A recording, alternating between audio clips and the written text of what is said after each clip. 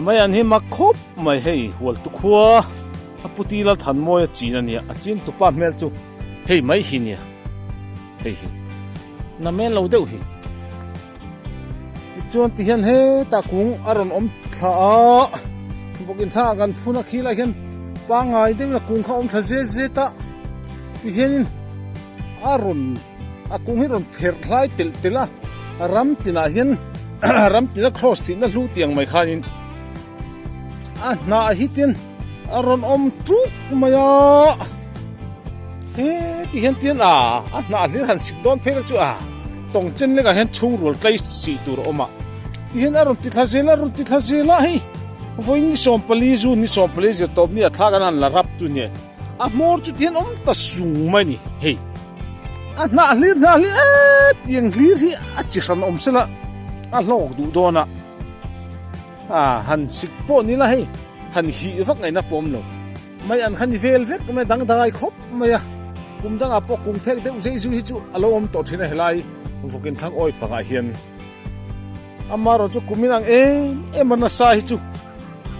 keni pu galam lo hen en ching ve ma te u maksir sur de ni hey tinan hey tre antram man hun an zela ti hian ki la hian vokin oma vokin thang ate han an siam khan ya ki la hian a ching tu nu ber mai tu si bi sang pui angor ala phetlat ki a panu pomin alo ni vur ki ching tu ni magati zia hril fa ka voi tam ni hrila a eng ruwa ka lo ngai la wa khi kan in chu ne vok pali apui pali vun theina ni na men lo te wani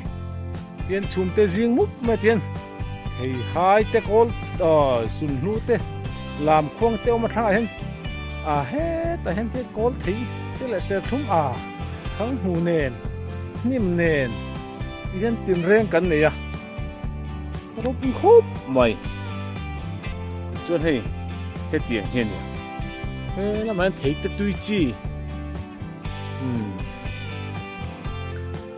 Uganda thei te ni khi tribal lai chu Ethiopia bal hla ani ve thua hei hi khang hu ni hei boka han tuan le la hei ka chem tu mania hei ka ho sam na pera ne tangkai la khop me tikan ho ya khai hei hi nia a ching tu pa me hen en lew la hei heti mai hi nia ti tlak vak om lo ma se ting he ching choklat ma khop mai kan du to kang